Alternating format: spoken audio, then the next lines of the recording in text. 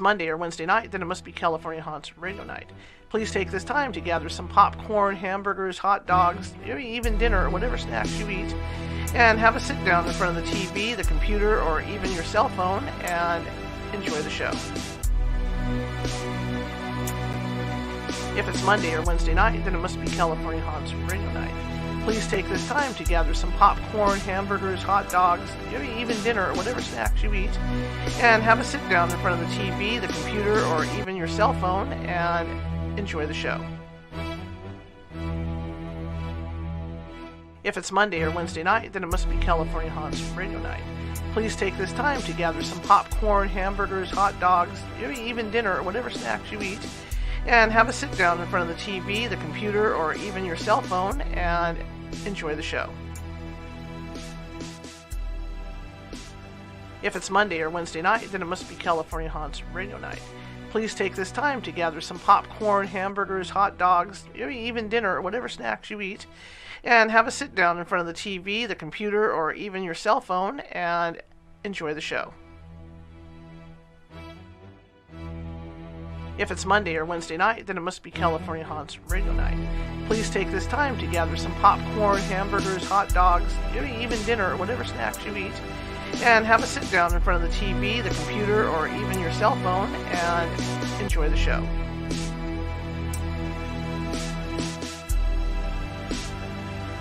If it's Monday or Wednesday night, then it must be California Haunts Radio Night. Please take this time to gather some popcorn, hamburgers, hot dogs, maybe even dinner or whatever snacks you eat, and have a sit down in front of the TV, the computer, or even your cell phone and enjoy the show. If it's Monday or Wednesday night, then it must be California Haunts Radio Night. Please take this time to gather some popcorn, hamburgers, hot dogs, maybe even dinner or whatever snacks you eat, and have a sit down in front of the TV, the computer, or even your cell phone and enjoy the show. If it's Monday or Wednesday night, then it must be California Haunts Radio Night. Please take this time to gather some popcorn, hamburgers, hot dogs, maybe even dinner or whatever snacks you eat, and have a sit down in front of the TV, the computer, or even your cell phone and enjoy the show. If it's Monday or Wednesday night, then it must be California Haunts Radio Night. Please take this time to gather some popcorn, hamburgers, hot dogs, maybe even dinner or whatever snacks you eat, and have a sit down in front of the TV, the computer, or even your cell phone and enjoy the show. If it's Monday or Wednesday night, then it must be California Haunts Radio Night. Please take this time to gather some popcorn, hamburgers, hot dogs, maybe even dinner or whatever snacks you eat, and have a sit down in front of the TV, the computer, or even your cell phone and enjoy the show. If it's Monday or Wednesday night, then it must be California Haunts Radio Night. Please take this time to gather some popcorn, hamburgers, hot dogs, maybe even dinner or whatever snacks you eat, and have a sit down in front of the TV, the computer, or even your cell phone and enjoy the show. If it's Monday or Wednesday night, then it must be California Haunts Radio Night. Please take this time to gather some popcorn, hamburgers, hot dogs, maybe even dinner or whatever snacks you eat, and have a sit down in front of the TV, the computer, or even your cell phone and enjoy the show. If it's Monday or Wednesday night, then it must be California Haunts Radio Night. Please take this time to gather some popcorn, hamburgers, hot dogs, maybe even dinner or whatever snacks you eat, and have a sit down in front of the TV, the computer, or even your cell phone and enjoy the show. If it's Monday or Wednesday night, then it must be California Haunts Radio Night. Please take this time to gather some popcorn, hamburgers, hot dogs, maybe even dinner or whatever snacks you eat, and have a sit down in front of the TV, the computer, or even your cell phone and enjoy the show. If it's Monday or Wednesday night, then it must be California Haunts Radio Night. Please take this time to gather some popcorn, hamburgers, hot dogs, maybe even dinner or whatever snacks you eat, and have a sit down in front of the TV, the computer, or even your cell phone and enjoy the show. If it's Monday or Wednesday night, then it must be California Haunts Radio Night. please take this time to gather some popcorn, hamburgers, hot dogs, maybe even dinner or whatever snacks you eat, and have a sit down in front of the TV, the computer, or even your cell phone and enjoy the show.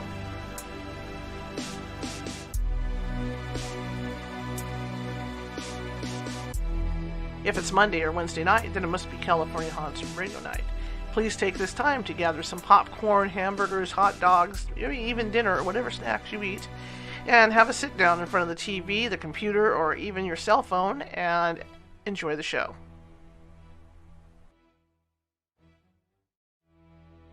If it's Monday or Wednesday night, then it must be California Haunts Radio Night. Please take this time to gather some popcorn, hamburgers, hot dogs, maybe even dinner or whatever snacks you eat, and have a sit down in front of the TV, the computer, or even your cell phone and enjoy the show.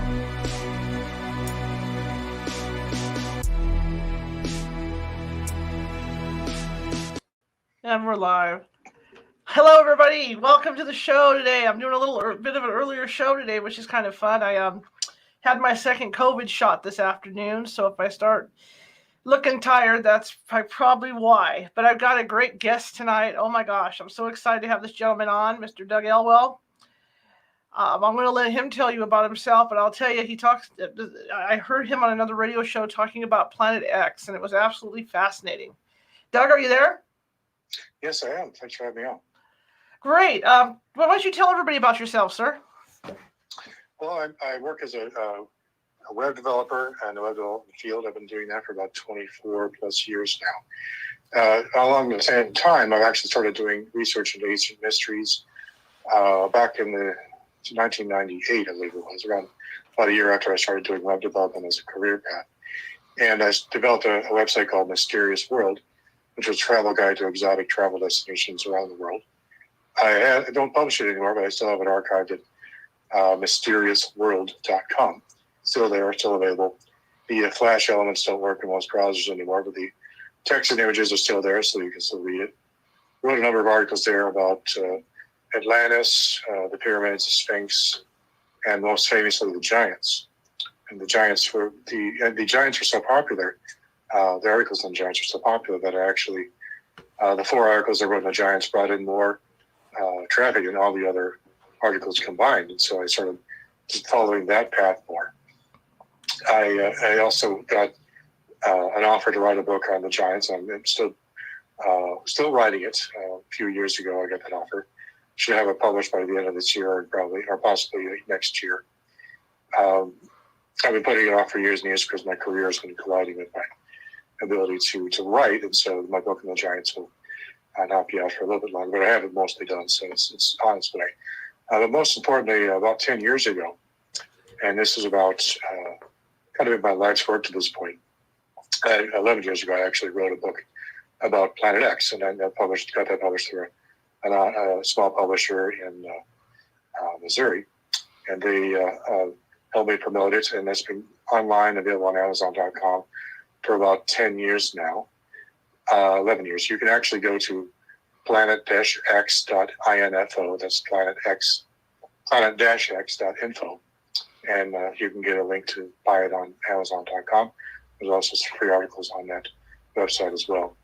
I've been following that idea since the late 1980s when I came across a book written by a man named Zechariah Sitchin.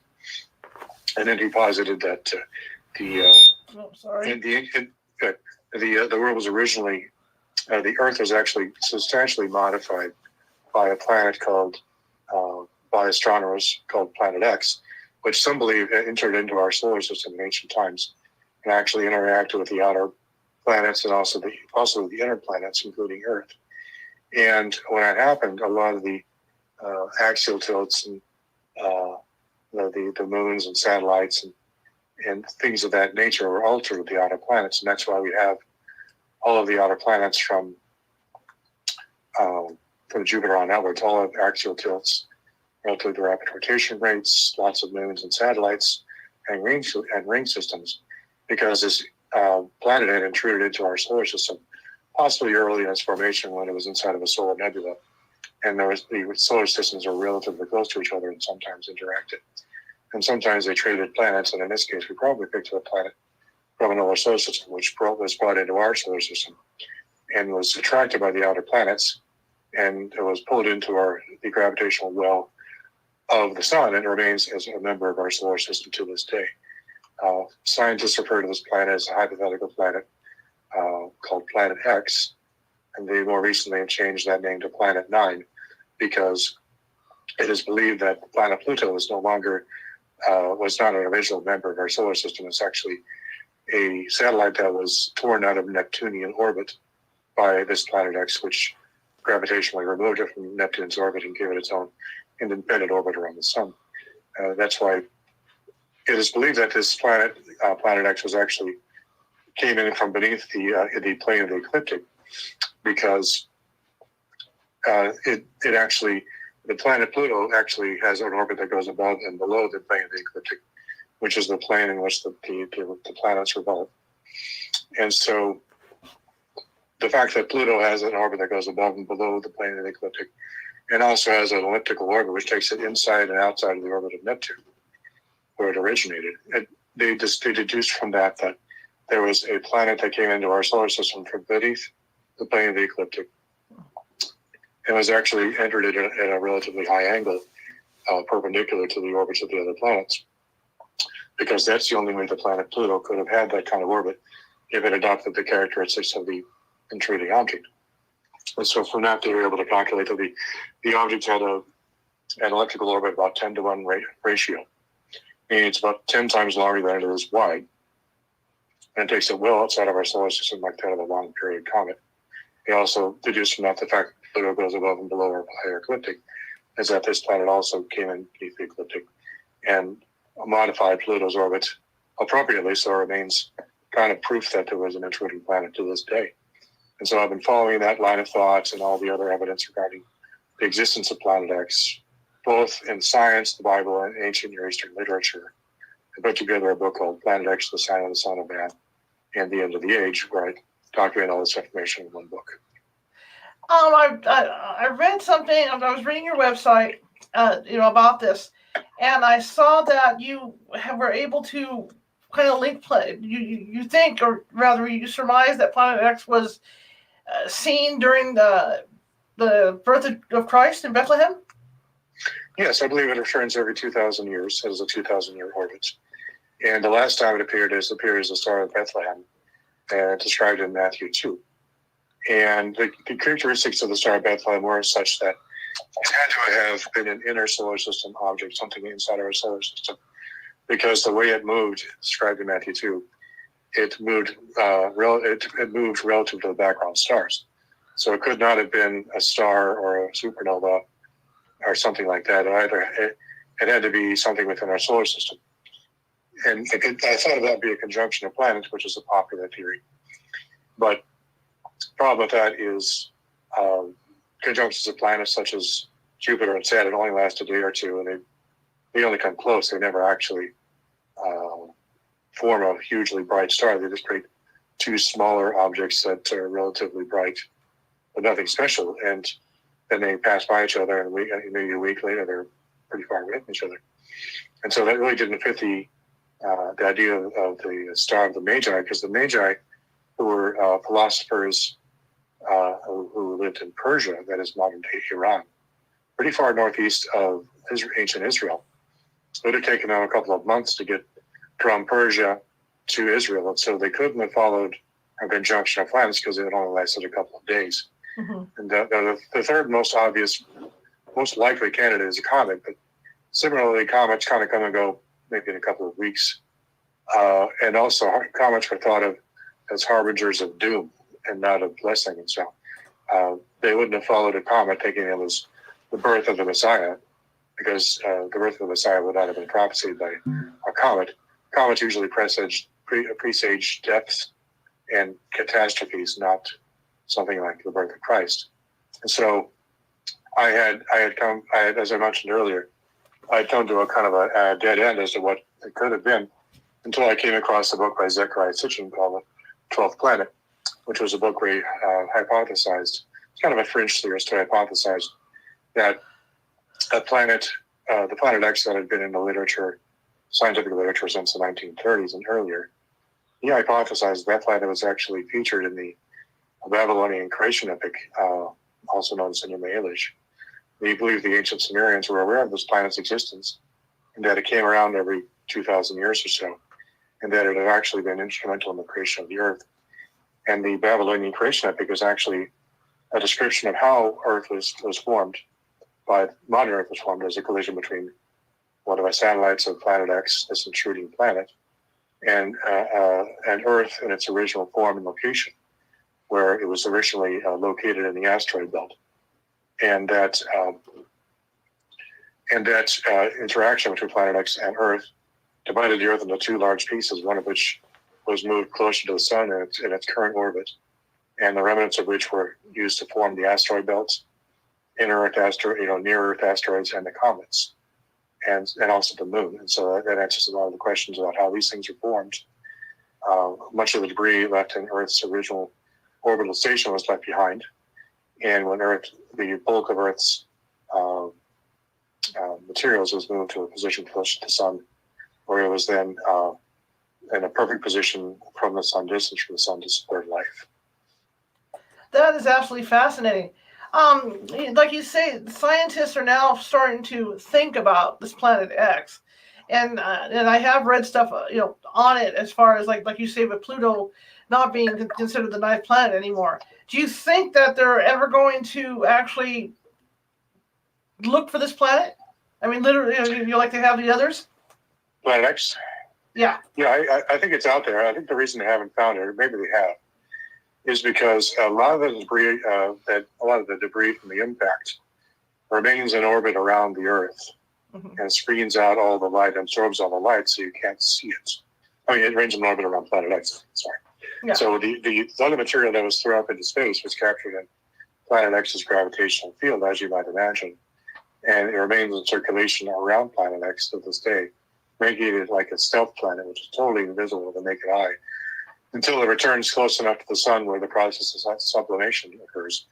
And then, that is to say, the sublimation is the instant conversion from ice to gas vapor. And so when it gets closer to Earth, to the sun, like with the comets, a lot of the water that was trapped, that was also thrown up into space by the giant impact, suddenly sublimates and creates a pair of gigantic cometary tails that spread out like wings, and a tertiary one that's like a tail on the bottom. And that's why you see in these ancient Near Eastern cosmology these images of this planet. It actually has what appears to be two huge wings and a tail. And that is actually a depiction of Planet X. You'll see an image of that at the top of the page on planet-x.info, where that's one of the images that the Assyrians used to depict this great planet. And it also depicts the high god of their pantheon, whom they named Ashur. The high god of the ancient Near Eastern pantheons, from ancient Sumer all the way to Persia, was always represented by this winged disc. And the Sumerians called it Anu, the Akkadians called it Enlil, the Babylonians called it Marduk, the Assyrians called it Ashur, and the Persians called it the Ahura Mazda. And every single time the high god of their pantheons, whatever his name was portrayed, it was always a winged disc, and sometimes even had an image of the god sitting in the midst of the disc, as if it was part of it, or it was actually his throne. So this winged disc was actually considered to be the throne of God for thousands of years. And when the Magi came to visit Jesus in the cradle in the manger in Bethlehem, the Magi were the descendants of these peoples in ancient times who believed that the high god of their pantheon lived on a planet that occasionally came in close to the Earth, close enough to be visible. And every time it came back to Earth, it was presaged by major events in human history. And so if you put it all together in context and add in the Bible and science and cross-coordinate them, it becomes very clear that there's another planet in our solar system which has been worshipped as the most high god since ancient times by every major civilization in the ancient Near East, including Israel. Even though they've forgotten, they also were worshiping the god on this planet since the beginning of time as part of that ancient tradition. It makes sense because even when you see the depictions of the Star of Bethlehem, it's like you described. It's got the wings on. If you look at it from what you're saying, it's got the two wings on the side, and it's got the tail coming down, and then but it's got the thing on. It's got the point on top too. But I mean, it sounds a lot like what you're describing from the ancient texts. Yeah, that's exactly what it would look like too, and the depictions are remarkably similar. The over thousands of years, the depictions are nearly identical. It's always like this round disc with a cross shape, and with wings on either side and the tail on the bottom. Some of them even show depictions of water emanating from the central disc. It's like a wavy line which indicates water in ancient cuneiform scripts. And so they understood that these wings were formed by water. They're like vapor trails, like comet tails. So they even knew, even back then, these were made of water, which is interesting. There's no way they could have known it unless someone from a higher power like God had told them about it. And in fact, the Sumerian tales talk about the god Shamash coming down and visiting them and giving them information about this planet and all kinds of different stuff. It might have been an ancient time that God came down to them and told them about various things, and including that existence of planet X. So this thing's so far out that they can't even pick it up with Hubble. Is that right? It's not a question of picking up with Hubble. Even though it's possible Hubble might be able to find it, because if they know the general area where it is, they could probably target that area and find it. The major problem with the stuff, even with Hubble, is space is just so vast, and there's so much background material. In fact, it's so vast that you can almost, if you have the appropriate resolution and light gathering capabilities, if you put a telescope at any particular part of space, it's mostly light, not dark. It's only the only reason you don't see all the stars is because most of their light is absorbed and diffused by dust and gases in between us and them. So it's almost impossible to find background objects in our solar system unless they move relatively quickly compared to the background stars. So likely they can't find it, even with Hubble, unless they know the general area where it should show up. The other question I was thinking, is this in the orbit for the sun, just like the rest of the planets are? Or is it way far out in the orbit? Like, where you got Saturn and Jupiter, and then it goes out that way. So is that it's beyond Saturn and Jupiter, but is it still in rotation? It is an elliptical orbit, which means it is a very flat orbit. It goes inside and outside of our solar system like a long period of coming. Comets come and go, and they're outside of the solar system for a very long time. And so we don't see it for 2,000 years because it spends a large percentage of its time outside of our solar system or in the outer solar system. It only spends a relatively short amount of time within the inner solar system, as defined by the asteroid belt. And I think the second heaven in the Bible is actually the asteroid belt, and it's also the line of demarcation between the inner solar system and the outer solar system. Some could also say it was demarked by planet Jupiter, but I actually demarked it by asteroid belt. And so it spends most of its time outside of in the outer solar system, or actually outside the solar system. It only comes inside the inner solar system for maybe a decade or two, and then for the next 1900 plus years, it's into the outer solar system and outside the solar system altogether. And so, even if we did have powerful telescopes that's so far out, it makes it even harder to find it until it comes close, which only happens every once in a while. So, like you say, the ancient Sumerians knew about this. Is there anything? Are there any reports like further up in history after say the Star of Bethlehem, or has there not been any reports since then?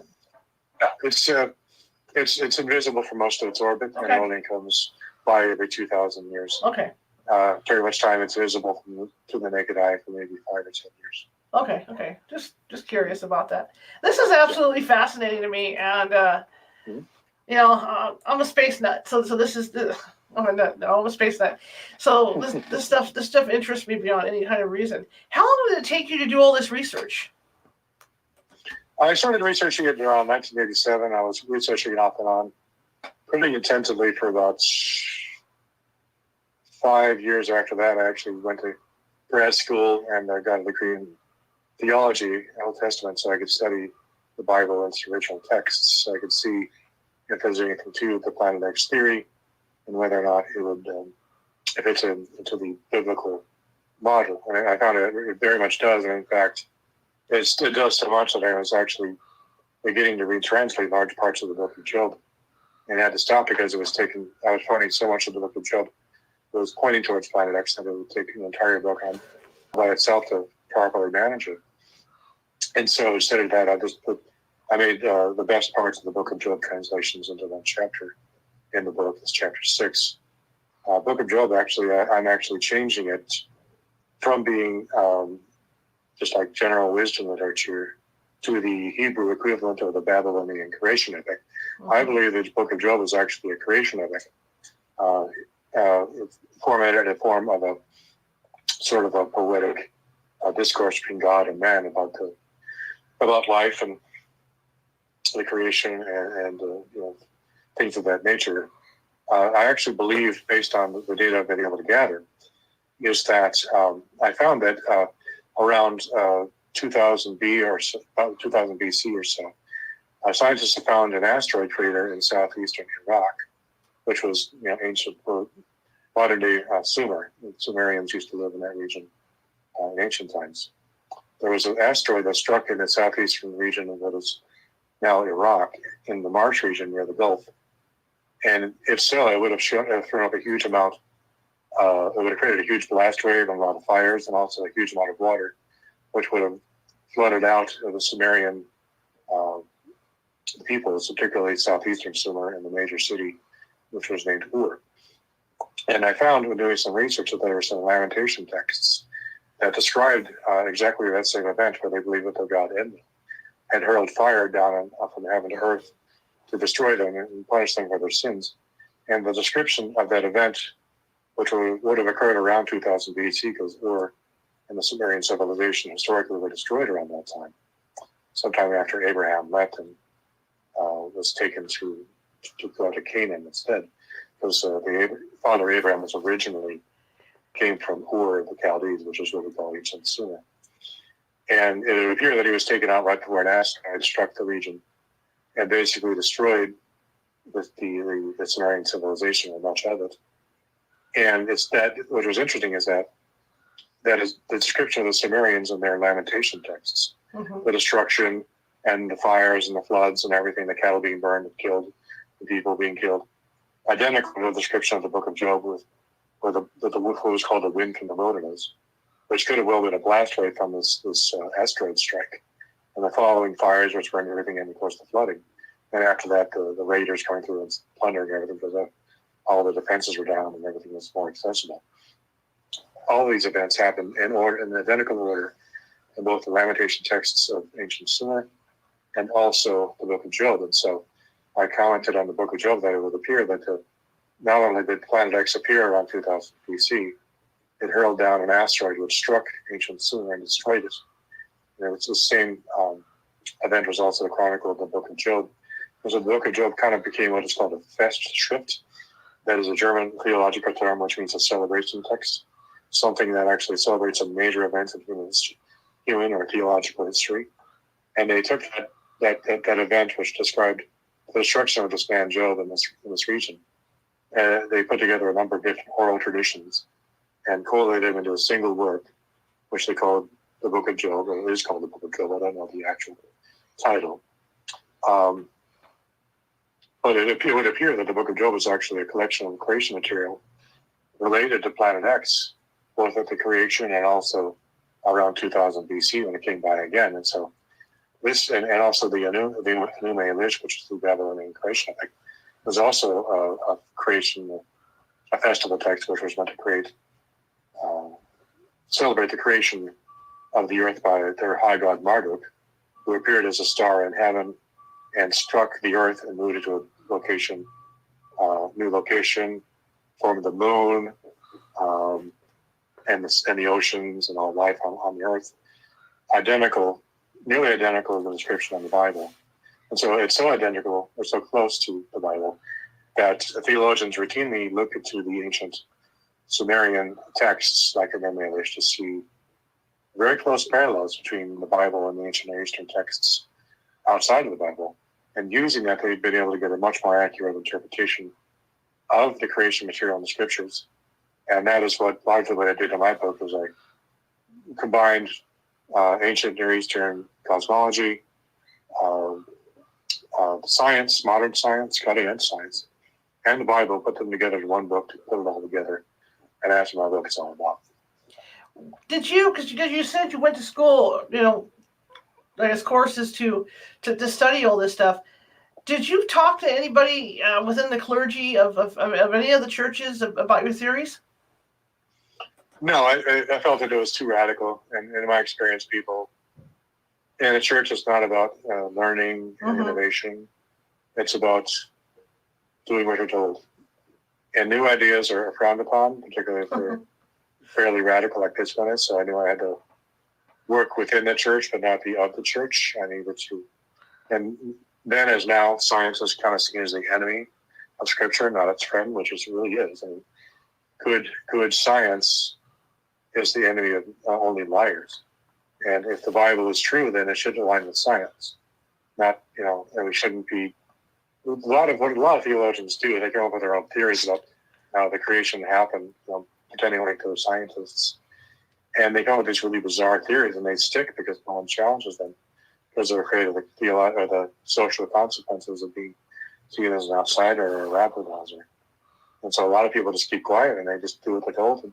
And as a result, bad ideas are entrenched and become normative over time.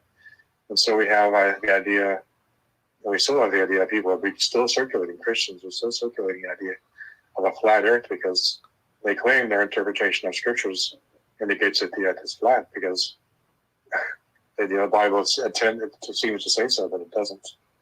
And this is very sad because it's, in some areas, not only are we not advancing scientifically, we're actually going backwards. And this book is also an attempt to fight against that, to let people know, don't fall back into this primitive, barbaric thinking pattern. Use scientific principle, use logic, use reason, be rational, use deductive reasoning and logic. That's what I do. I apply those principles to scriptures and science, put it all together, and then I believe my work, Planet X, the Sign of the Son of Man in the End of the Age, is the definitive work going forward for our people to learn what actually happened in our ancient past and what will be happening soon in our future. That's interesting because just the other night I was listening to something where they were talking about Adam and Eve.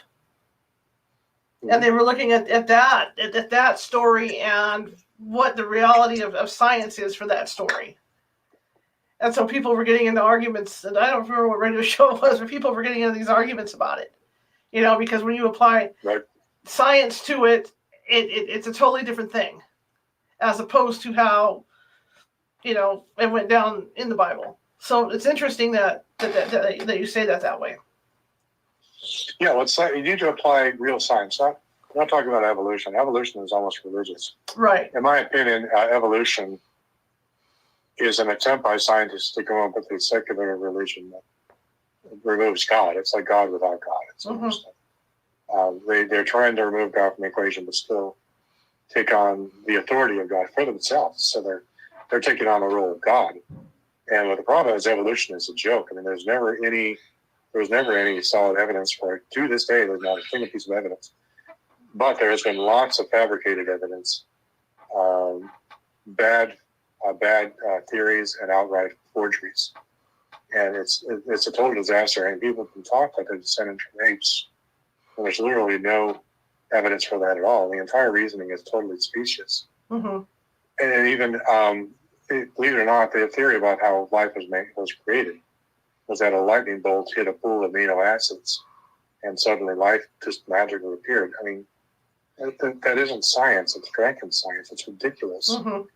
They have no idea. This proves that they're incompetent because they obviously have no idea how complicated even a single-cell animal is. I mean, paramecium or something like that, something a single cell. I think a paramecium cell has all kinds of specialized bodies, organelles, all kinds of things, all of which have to work together perfectly in order for that thing to stay alive. It doesn't just happen. You couldn't magically create a paramecium if you tried for a quadrillion years, it would never occur. That level of order is impossible. You can't just make something randomly. Their religion is based on randomness. It's very strange. And so I call evolutionary religion, because that's really what it is. It's a secular religion. It's an abomination. It's an embarrassment to humanity. It really is. I mean, if you want to have, I'm sorry if I'm offending you or others, but it's okay. I have no problem with science, real science. Right. But evolution is not science. It's sad. I feel human beings are spiritual beings who are kind of in formation, not simply intelligent animals. And the downgrading people from spiritual beings to mere intelligent animals opens up the gate to all kinds of abuse and the degradation of humanity and the reduction of our rights, and that's what's happening. All humanity is being downgraded to slaves who are simply more than intelligent animals who are working for this ruling class of people who think they're better than others, just like Animal Farm. We're seeing this happen. And so I have a problem with it in every way. It's just dehumanizing, it's degrading, it's anti-spiritual, it's anti-human, it's everything bad in one package. I really should abandon it. If people don't want to go with creationism, go with intelligent design, or come with something that actually fits the facts. Mm-hmm. Don't go with creation. Don't go with evolution, because it just doesn't work. I wanted to talk to you about giants, because I know you've done study on that. Tell me a little bit about the giants, because I have a story of something I read somewhere, but I want to see if it links into what you talk about. Mm-hmm. Well, my theories on the giants is that this becomes very spiritual. I don't know how religious you want to get on your show, but That's fine. Go ahead. Okay, I'll just go ahead and go for it then. The giants are basically foot soldiers in a war between God and Satan. Mm-hmm. Satan is creating additional soldiers in his war against God. He doesn't have enough angels to fight him, so he's creating more soldiers by creating giant humans who are stronger, smarter, faster, much more intelligent. And he gave them gifts of knowledge in the form of technology that they could use to build weapons of war to fight in Satan's war against God. That's basically my thesis, why they were created. And their secondary use was to fight against Homo sapiens mankind, which are the descendants of Adam and Eve through Seth. Abel, of course, was killed by Cain, so the line of the righteous was gone through Seth. And Seth was just an average person of average height and build. He wasn't special, strong, whatever. And as a result, the giants were able to outcompete them, outfight them, outpropagate them, and basically wear them down through just sheer force of numbers and power. And so near the end of the time of the world before the flood, there was only 8 people left who were totally untouched or untainted by the giant genetics, because the giants were actually genetically modified. Mm-hmm. Homo sapiens, I actually call them Homo gigenis. The gigenis is actually the Greek word for genetics. And so really I call it genetics. I call them Homo gigenis because giants are anything that's been genetically modified from the original Homo sapiens. And if they're made taller or shorter, better looking, whatever, they are modified, therefore they fall into the Homo gigenis type of humanity. It's a type of human that's based on Homo sapiens, but modified. And so that modified version underwent additional modifications, mostly making them taller and stronger because that was more effective for fighting and life in general. And so over time, this taller, stronger, more aggressive, more ruthless breed of humanity, which did not have morals and ethics hampering their efforts, eventually outcompeted Homo sapiens and whittled them down to only 8 people. And so those 8 people were saved God decided to send a flood to wipe out the giants because they had polluted everything, not only themselves and their own genetic lives, but also the animals and the plants. So they were experimenting genetically with the animals and plants, and these animals and plants were getting loose and causing problems with other plant life. And they were outcompeting healthy plants. They probably weeds Mm-hmm. and mosquitoes were the things that they were creating. And that's why we have those things now, is because the giants created them. And so what happened was that all of that had to be destroyed. All the giants and all their works had to be destroyed. The Bible says this, and also other ancient Near Eastern texts, such as the Book of Enoch and other things like that. There's also the book of the Giants, I believe it's called, from the texts from Qumran, talk about giants there as well. They're actually a very popular subject. And these giants had gone out of control. They were polluting the earth somehow and just causing chaos and wrecking everything God had created. And so he decided to destroy them and start with a new group of humans, pure Homo sapiens. He had them create the ark and sent the flood to destroy all I the was just giants. thinking about that when you said that. Yeah, and the giants themselves, which was the most important thing. And so mankind was given a fresh start in a new clean world, which God had created for them. And they started the process again. But then, back during the time of Abraham and a little bit before, the giants began to propagate again to the land of Canaan. And that was called in the book of, I think it's somewhere between Genesis 12 and 20. Abraham was told to leave Canaan until the iniquity of the Amorites came to the full. Now, the Amorites were ancient peoples who invaded Canaan in ancient times, and had corrupted the Canaanites to walk away from their god, who was named El, and follow another god named Baal. Now, El was a very moral and ethical god. He was very much the god of the Old Testament, similar to Yahweh. El, in fact, God in the Bible is actually sometimes called El. And the word for God, the basic word for God used in the Bible is also El. And so they're very similar.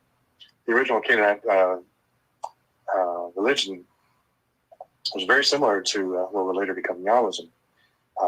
And Abraham even met with the king of Salem, which would later become Jerusalem, who was the king of the Canaanites, or one of the kings.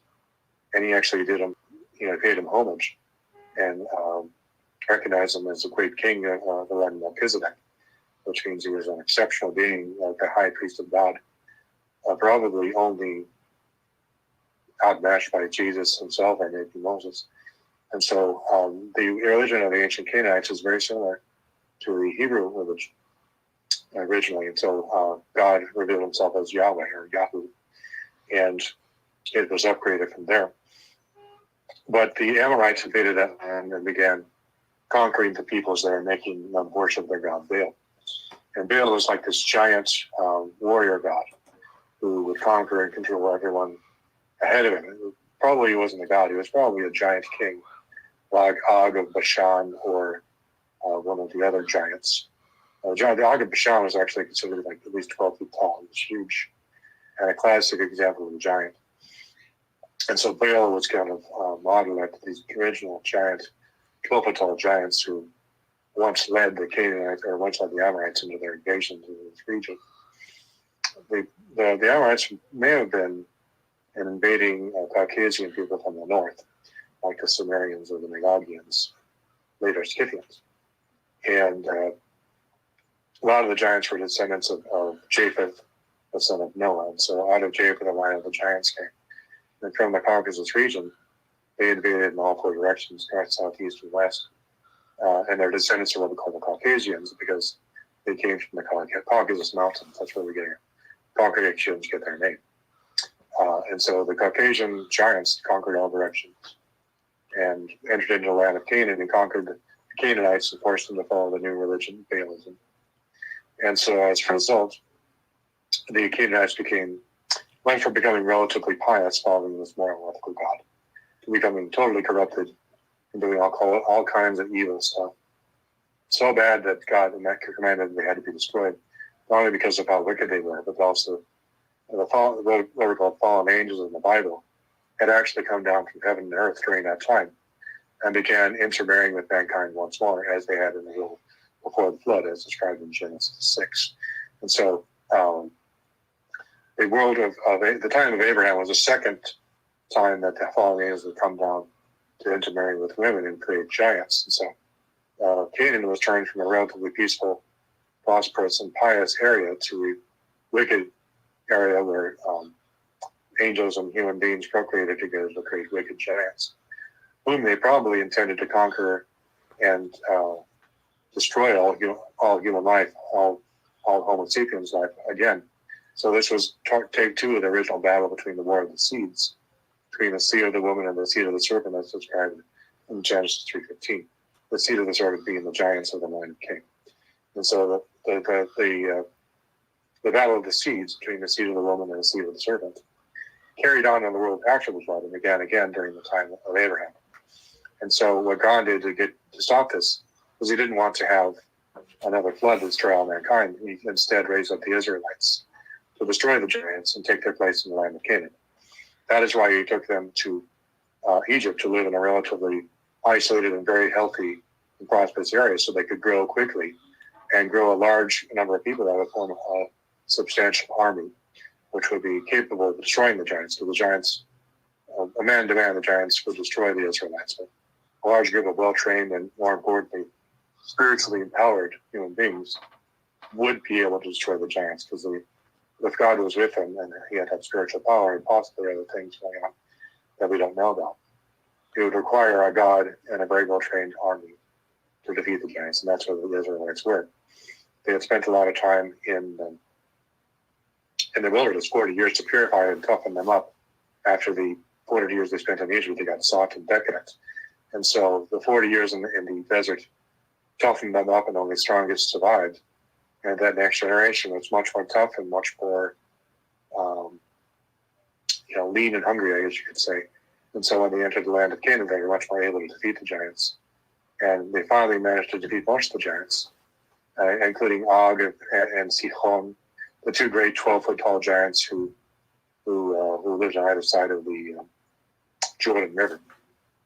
And Moses took them as far as Og and the east side of the Jordan River, where he was told to stay. They defeated Og and saw his iron bedstead, which was like 14 feet long. And so he must have been at least 12, I think, 12 feet tall. But it was up to Joshua to cross over the Jordan and defeat, I believe, Sihon, the second of the great giants, and take control of the land of Canaan. And what was interesting at that point, right before they're in to take on the giants, it appeared a very powerful angel appeared to them and said, wait, let us take care of the giants. We will drive them from before you. You will come in and conquer what's left. Because the giants are so powerful, only powerful angels could defeat the most powerful of them, possibly because they had technology. Part of the concept I'm using in my book on the giants is that the giants are not only genetically improved, they were also giving very high technology, even high by modern standards. They might have had stuff like guns and things like that, primitive weapons using gunpowder, or even something more powerful. And so they were difficult to control and defeat, even by a very large army. And so God, the angels had to go before them and defeat the ones that were most powerful and had all the technology. And the ones that were left that were shattered and running, then the Israelites could probably take them on. And so that's how they defeated the giants of Canaan and wiped out that race, which was a wicked race of people who were like ancient giant Nazis, but also highly immoral, liars, and just terrible people. The giants of the ancient Near East were basically Nazis, what we would call Nazis, except far worse. And they had no quarter, and they were awful people, and they're also cannibals, the way the people they conquered. And so there was literally, God didn't want to repeat the world of the flood where Homo sapiens was wiped out. And so it was decided to defeat the giants at that time. They could prevent them from spreading even further.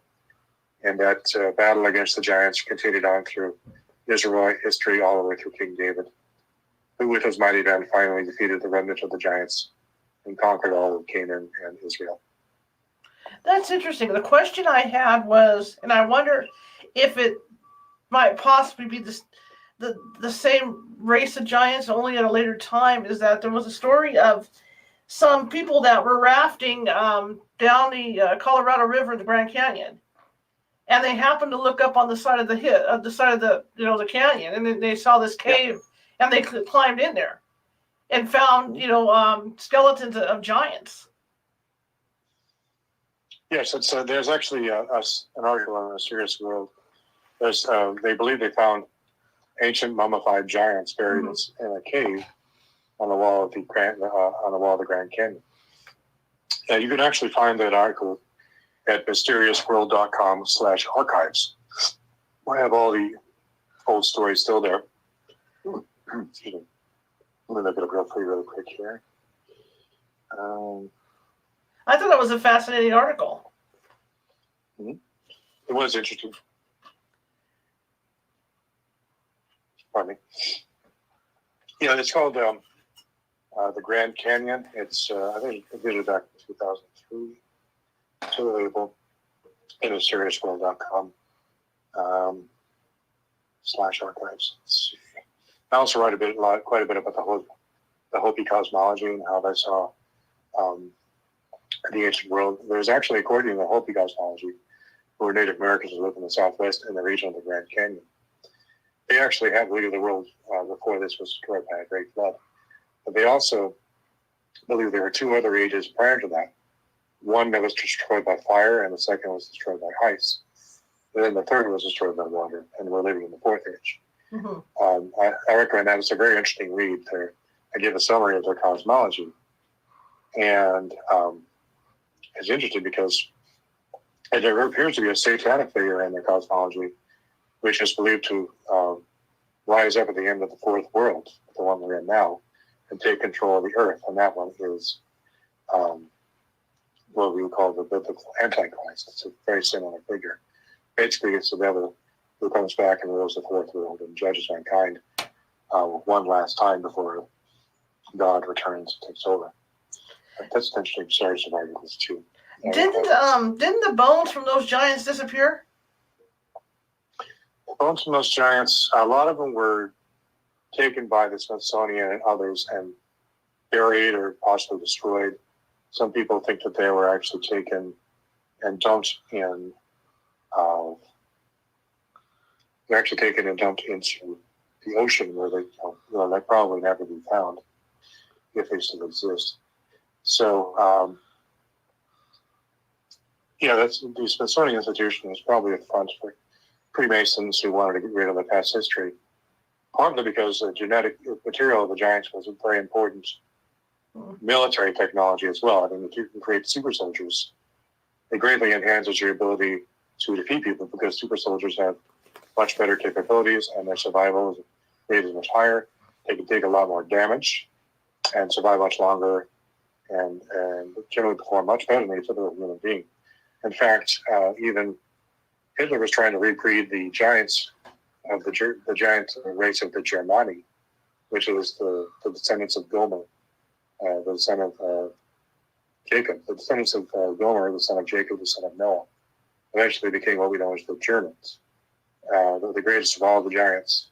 And they lived, the Gomerians, they migrated northwest from the Caucasus into Central Europe and southwest into Turkey, two different branches, southwestern branch and northwestern branch.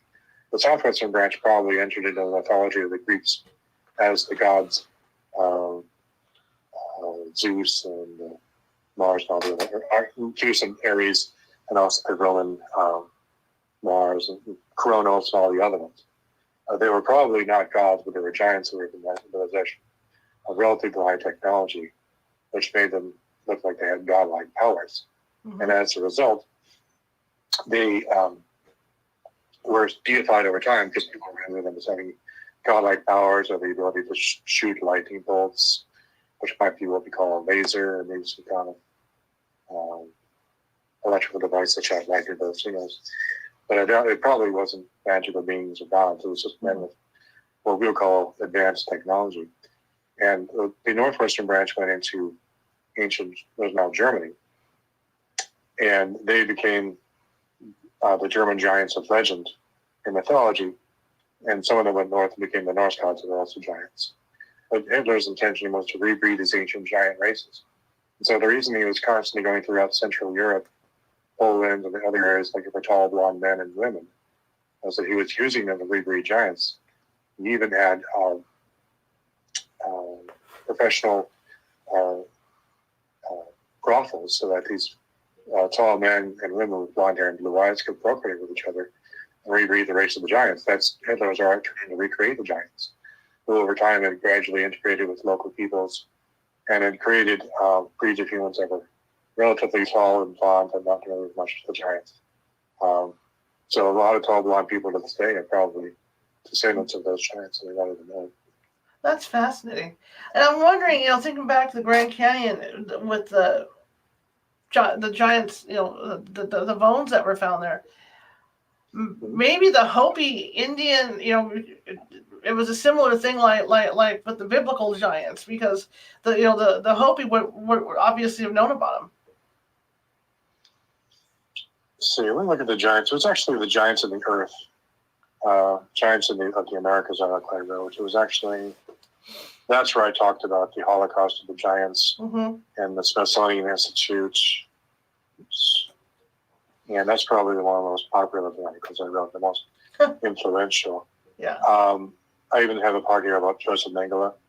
And actually experimented with twins. Oh yeah. Because he was trying to fuse them into one larger person. So my theory about the giants is that they're actually a fusion in the womb of two embryos, which grow into one larger person. And that's why they have exaggerated features and sometimes extra toes and extra fingers, is because the fusion between the two embryos is not always exact.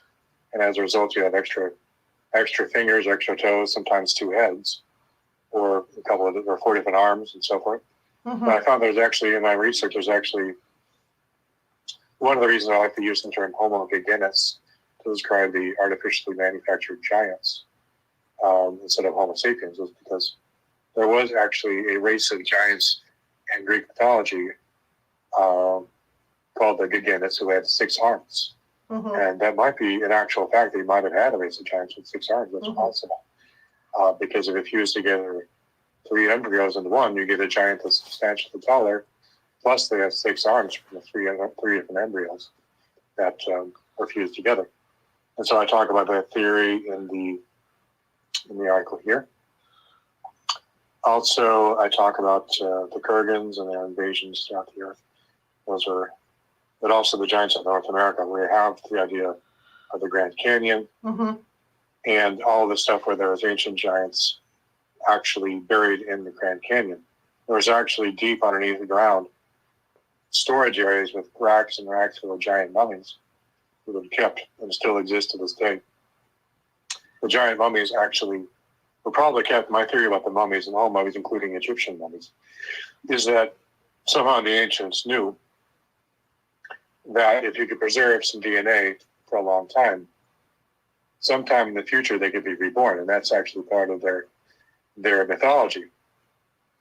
They believe that if in the future, if they preserve their bodies now, sometime in the future they could be resurrected and reborn, and that is actually true. We are finding that if we can find intact DNA strands, we can actually use them to recreate new versions of the originals.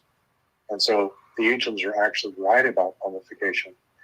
If you mummify yourself, you could have a new life sometime in the future when technology comes back, as it does occasionally, apparently. And you can have a new life sometime in the future. Not an eternal life, but a new physical life, which you can live it over and over again. That's their approach, is they, instead of having an eternal life with Jesus, you have an occasional punctuated life where you're reborn every once in a while to a new life sometime in the future. Interesting. Very interesting. Now, you also have done research on the Sphinx, is that correct? The Sphinx, I believe that the Sphinx is actually covers over a burial place with its very important, very powerful ancient artifacts are buried there. Artifacts from the world before the flood, indeed from the beginning of human history, where man and gods mingled together. And Adam and Eve, in my theory, actually were not foolish cavemen wearing bearskin. What they were very sophisticated, very intelligent, very well educated, very tall, strong, large people who were amazing and geniuses.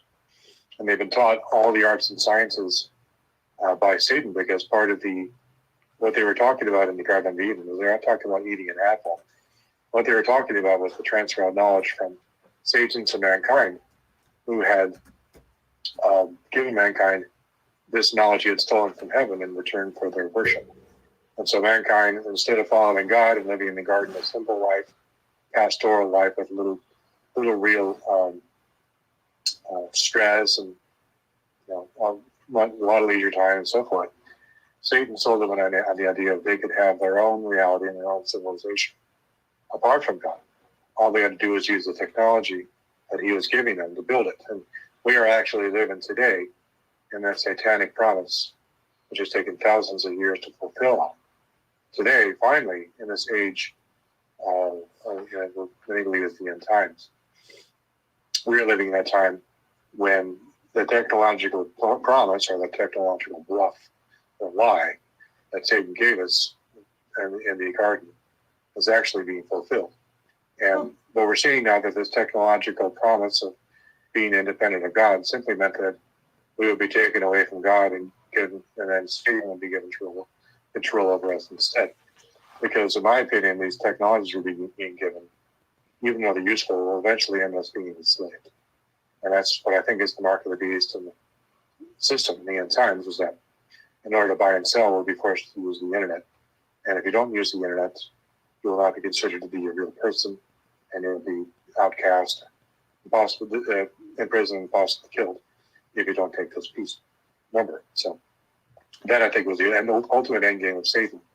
He knew sometime in the future that mankind would grow to the point, not only in numbers but in technological savvy, that he could actually use this technology he gave Adam and Eve to enslave the entire human race, and that's what's about to happen in my opinion. Well, it's not just now time. I mean, when you look back through some of the great empires, like the Roman Empire, it was like they were allowed to take what they knew, technology or whatever it was, what they knew, and that was it. The whole thing collapsed and disappeared. So, I mean, this has gone on, over and over in the history of the world. Right. The technological advantages of the technology gave to mankind. Mm-hmm. We were able to build high civilizations. But the problem is that the civilizations were always temporary. And they couldn't be kept up for too long. And they were never particularly high tech. They were kind of awesome. They built amazing things using architecture and mathematics and science in general. I mean, look at us today. We're way beyond even Rome, who was amazing at the time. And Rome was nothing compared to us. And so, but this is all based on technology, which is all based on knowledge, which was given to Adam and Eve in the garden by Satan. So, and what the fallen angels gave mankind was the arts and sciences. This is described at length in the book of Enoch. And even though Enoch is not reliable, it was still highly influential and actually quoted in the Bible. And so people like me who studied the Bible and have formal theological training, we believe that the book of Enoch is a good secondary reference to study to understand the backstory of the Bible and get a pretty good idea of what was actually going on. So when we interpret the Bible, we can have a much better understanding of what they actually meant versus what we think they do. We have a tendency to interpret things from the Western perspective, that is mainly Greek and from modern secular thinking. And humanism has started to creep in too. So the left has tended to interpret the Bible in terms of human thoughts and humanistic objectives, whereas in fact the original ancient Near Eastern and Greek and Roman cultures were the primary culture of the background for the Bible. So if you don't study the ancient world, there's no way you could possibly interpret the Bible. Mm-hmm. And so one of the reasons I like doing this is because it prevents the legalization of the text and the eventual destruction of Christianity itself, because liberalism throughout the world tends to lead to socialism, which does not like ancient history and tries to rewrite history in man's image, and particularly using the socialist perspective, which means anything prior to the 20th century pretty much has to be thrown out.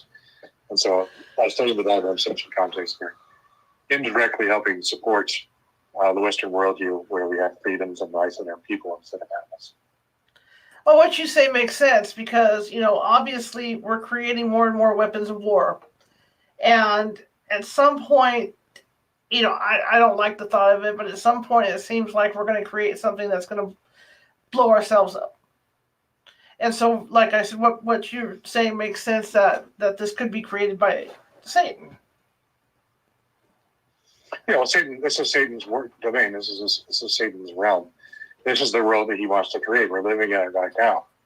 It's not a mistake that probably the most popular technological infrastructure was being built by Apple, whose symbol is an apple with a bite taken out of it. I mean, how much more obvious can you get? Mm-hmm. This is clearly the knowledge that as Satan gave Adam and Eve in the garden. This is the technological apple that they took a bite of that they weren't supposed to. Mm-hmm. What that actually meant was Satan offered them knowledge, and they said yes.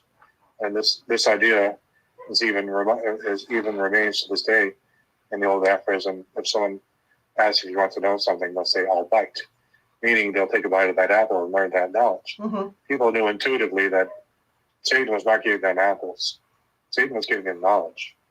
And it was an apple taken from the tree of knowledge and good and evil. So his apple was obviously not a regular tree. In fact, both in the Bible and in the Epic of Gilgamesh, probably one of the most important ancient texts ever written, which is occasionally even referred to in Scripture. Actually, the Qumran texts, I believe, reference it. It was that important, and it was thousands of years even back then, thousands of years old even back then. And so, what the ancient Near Eastern conception of Garden of Eden was not a garden just out under the sun, full of regular trees with little fruit on them. The ancient Near Eastern conception, including the biblical conception of the Garden of Eden, was that it was actually trees made out of jewels, of precious stones. And it was actually in a cave underneath the earth, far underneath the earth, where there was a number of different trees that were festooned with jewels. And these jewels can be used to access knowledge somehow. And my theory from that is that the tree of knowledge of good and evil was not actually a tree. It was actually a supercomputer on a pole, like an iron pole. It was like symbolically a tree of knowledge. It was not actually a tree. It was a tree in the sense that it was a book on top of a metal pole, or like that. And the book was not made out of paper. It was actually made out of sapphire stone, what we would call an optical hard drive. This is what Satan and false other angels and things, that's what they used to use to store knowledge. Was they used sapphire stones and possibly other stones to write data into them using a laser. So we've reinvented these. They're called optical hard drives.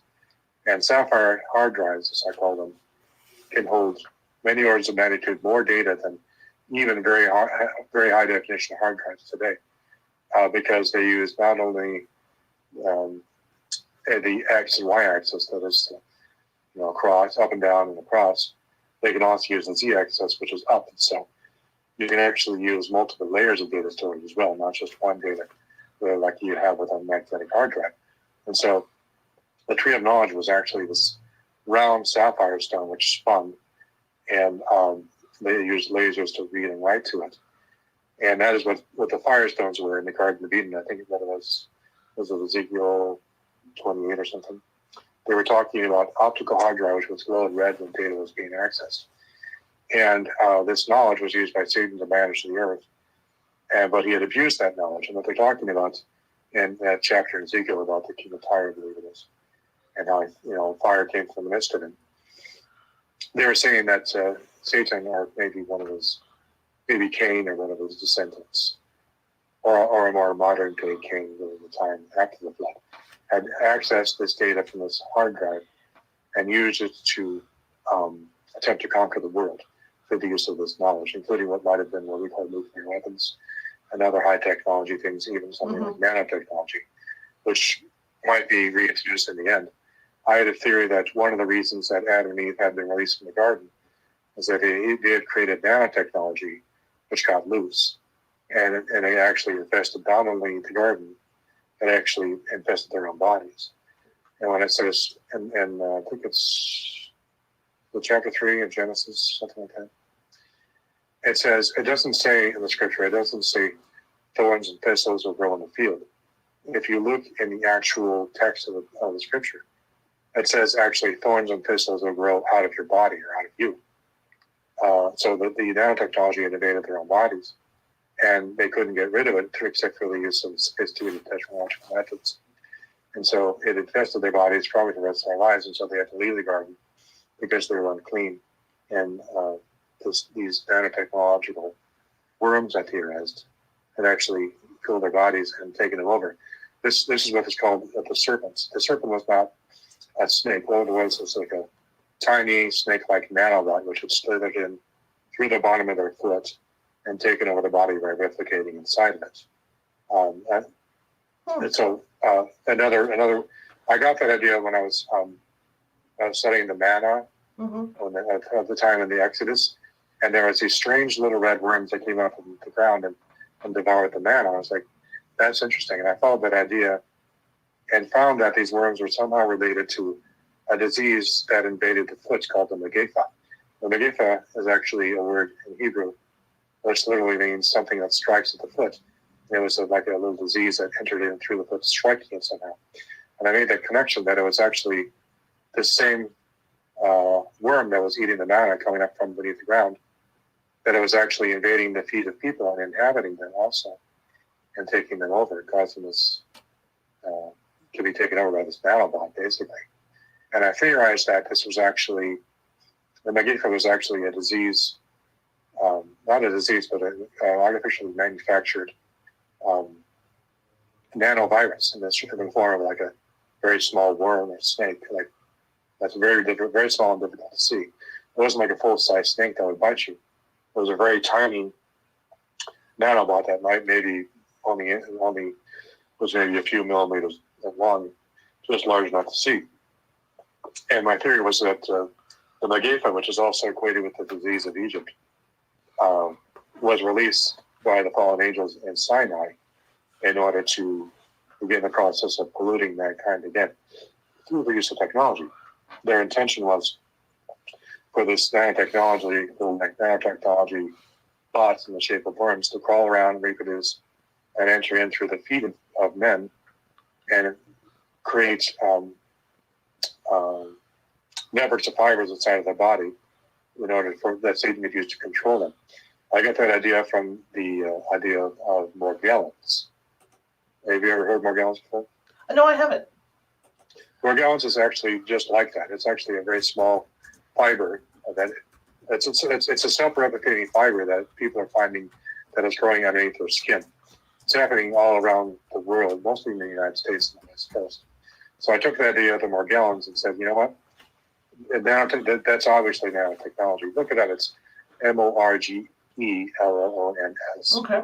A number of people have been suffering from Morgellons and believe that it's actually some kind of a nanotechnology that's been accidentally or purposely released on the human population in order to see how it spreads.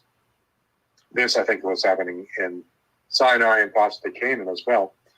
And one of the reasons that the Israelites stayed in Canaan for a while was that they were meant to move around and use the Ark of the Covenant to destroy all these nanobots that were slithering around that had purposely released around Canaan, around Sinai, in order to get rid of that before spreading it, because I suspect, as it was in the world before the flood, not only did you have giants all over the place, you had giants that were that had been invaded by technology like nanoviruses that could cause them to be controlled. And there's ways to do that. You could actually do that. I won't get into it here, but that's technically possible and actually desirable for an army, because if you could have an army of soldiers who are centrally controlled by a computer, you could eliminate the possibility of them rebelling or breaking in fear, and you could also make them much more efficient. You can make them move as one. You could send them signals to move in a certain direction or another from a computer, which would allow them to react much more quickly than sending out electronic orders, which would be more easily jammed and so forth. So I think what happened during the time of Sinai and the time of the world before the flood, and also what will happen again in the end times, is that mankind will be invaded by this nanobot, which will be used, allow them to be infested by these bots, which will create wires, networks inside of them, which will be able to release signals, receive signals, from a central computer, and that'll give them orders and be able to much more efficiently control them. I believe that people will take the mark of the beast once they get that mark. The scorpion or the horde of locusts and stings that come out of hell in Revelation 9 are actually injecting a payload of Morgellons type nanotechnology, which will invade the body, replicate itself, hook up with that chip on their head or hand, and actually allow that chip to locally control them. That chip, of course, will have also generate fibers which will form antennas, which will allow it to communicate with a central computer through satellites or relay stations. That's probably one of the main reasons we're actually building all these 5G stations, is they're going to use that to control this, those who take the mark of the beast, through the use of this nanovirus. So that is a theory I have about how that happens. One of the other reasons I like that idea is that it says those who take the mark will not be able to control themselves. They won't even be able to kill themselves. Because the only way that could be true is if they were no longer able to control their own bodies, and therefore there has to be a reason for that. And I suspect the reason is through the use of this nanotechnological fibers and the embedded chip in the mark of the beast, that they will actually be able to remote control humans.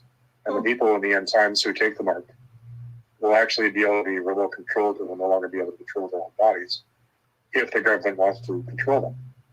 And so that series of data points, I thought, even though it seemed to be outlandish, actually makes a lot of sense. And the technology exists, and that's exactly what the government wants to do.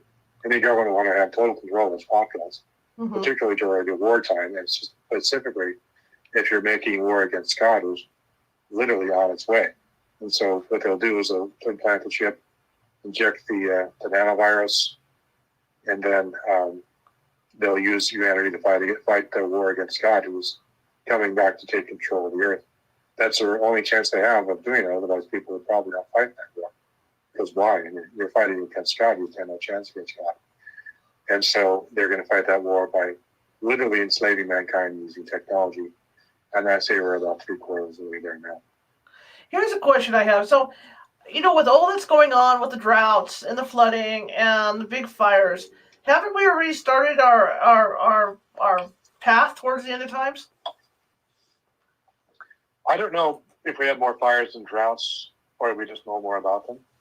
I think that a lot of this, increase in earthquakes and floods, it's not so much an increase in earthquakes and floods, it's an increase in knowledge.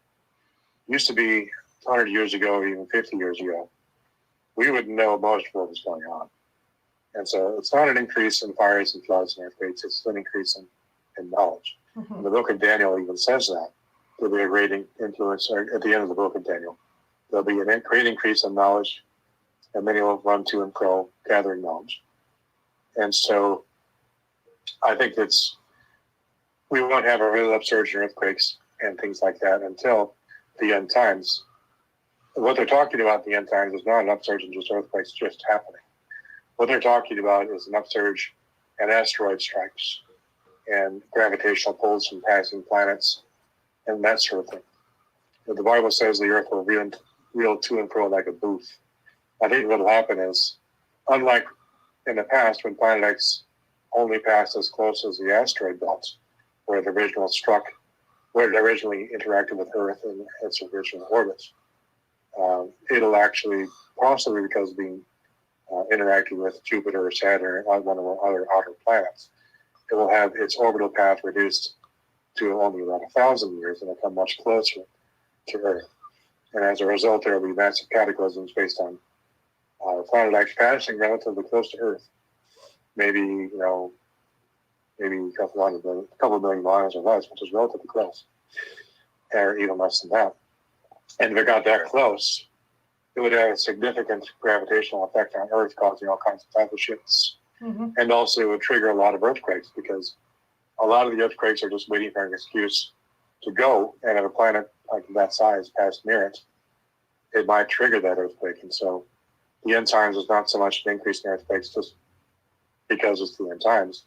There are causative factors causing these earthquakes, and the blood, the fire, and the pillars of smoke, and all the rest. These are asteroids striking. This is Planet X passing near, causing powerful tidal gravitational shifts. These are causes for these things. And the blood, the fire, and the pillars of smoke, by the way, in ancient times, possibly before the creation of the Earth in its present form, large asteroids would occasionally hit the Earth. And as a result, large amounts of animal and plant material would be thrown up into space. And so when you say blood and fire and pillars of smoke, What's happening is the blood part is probably this pulverized animal material, which is simply falling back to Earth, reconstituting with water and forming a blood red ring, which is made of basically made up of animal blood and flesh.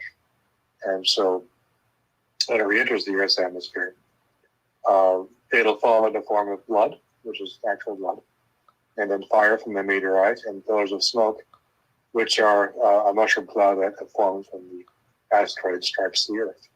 And so you're talking about objects falling from the sky, or obviously from the sky, otherwise influencing Earth, not just an increase in earthquakes. I personally think the increase in earthquakes and floods and all the rest, it's just fear porn that people use to sell books. That's all it is. And I'm sorry if you do that. No. That's fine. That's fine. That's what you're on here. That's why I have you on here. Thank you. That's good, because a lot of these guys they play up fears. People buy they're terrible books and are wrong, a lot of them. And I'm sorry, in my opinion. And we've had a lot of bad books sold by a lot of important people, and they've filled people's heads with a lot of garbage. And boy, they've made a lot of money off of it. Let me tell you. I can imagine. Yeah, and so I'm coming into conflict more and more with evangelical Christian publishers who do the same thing, because it's highly unethical to do this, particularly for making a lot of money, in my opinion. Absolutely. How can people get a hold of you if they want to reach you, or what's your website again? Website is planet-x.info. That's planet-x.info. You can also find my Mysterious World page on Facebook. You can also go to mysteriousworld.com and click on the archive section, link at the top of the page. Or you can go to my Facebook page, Mysterious World. Just type in Mysterious World, and there's also a Planet X page. I think, and my personal Facebook page is facebook.com/Doug.Elwell. I think that's what it is. Fantastic. Thank you so much. This hour and 15 minutes blew by. Man, this was absolutely fascinating. Yep. And I thank you. You let me go. That was what you let me go too long. No. Take up the entire time. Absolutely. It's fine. I love it. I'd like to have you on again at some point down the line. How's that sound? I love it. Okay. Fair enough. All right, sir. Well, thank you very much, and I appreciate it. Thank you. Thanks for having me. You have a good evening. Thanks, Rob. Thanks, Rob. Bye-bye. All right. Well, that was a fascinating hour and 15 minutes. He was on the phone, so you can see him leaning over to the phone.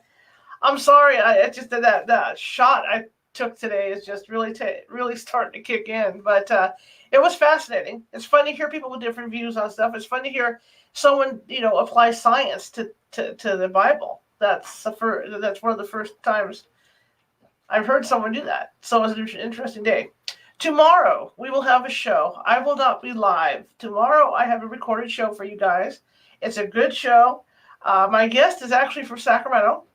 Her name is Melanie Channel, and she's a numerologist, and she does card readings. But she's written a book, and it's a numerology book. But it's a really cool book that explains how you can do your own numerology research and apply it to your daily life and stuff, and make your own choices. You don't have to follow it, but you can apply what's in there to kind of make your world a little bit brighter, or see what direction your world is going in. She's a good one. I even let her do a reading on me live on the air, or during the recorded air. So it'd be interesting. You guys can kind of check out what's going on with me. But thanks everybody for coming. And if anybody's on the chat tomorrow, I'll be on the chat. I'll probably be watching a baseball game, but I'll be on the chat on my iPhone. I set everything up this way so that I could rest, because I know the last time I got the first shot, I was knocked out for like 3 days. So I wanted to make sure that I had enough time, in between shows to where I wasn't a zombie. So that's what I did, and that's why I did this show. And then tomorrow, technically, I'll probably be on the chat, but I won't be live. Anyway, thank you for coming, and I appreciate it. And I will see you guys hopefully in the chat room tomorrow. And that's going to be via YouTube. So that's going to go up Premiere YouTube. And so I will keep putting the link up on Facebook for you guys. It'll look just like one of these regular links. And you'll see it. And that way you can join in on that one, because that one was a fun interview to do. She was a real fun lady. And Mr. Elwell, I'm definitely going to have him on again. I'm just fascinated by what he has to say.